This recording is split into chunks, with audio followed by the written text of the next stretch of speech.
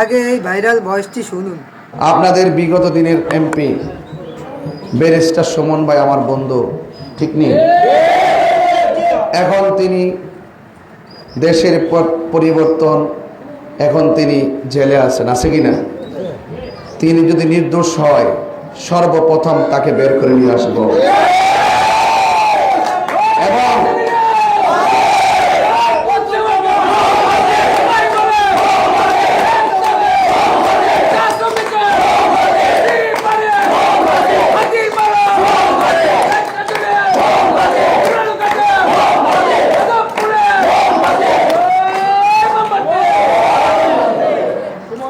আমি কি বোঝাতে পারছি আপনাকে?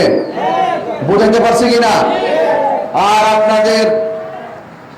আপনাদের যেই সমস্ত কাজগুলো বাকি আছে, অপূর্ণ আছে, সবগুলো কাজ যদি আমি আসতে পারি, একটা কাজ বাদ থাকবে না, একটা কাজ অপূর্ণ থাকবে না, সবগুলো আমি অক্ষর অক্ষরে পালন করে আপনাদের মনের ঘরে ভালোবাসার ভিত্তিতে জায়গা করে নিব। আপনার আমার প্রতি বিশ্বাস আছে? হ্যাঁ, বিশ্বাস আছে। আমি বড় বড় আশ্বাস দিব না, এমন কাজ করব যেন আপনারা আমাকে বিশ্বাস করেন। আমি বিশ্বাসী হয়ে থাকতে চাই।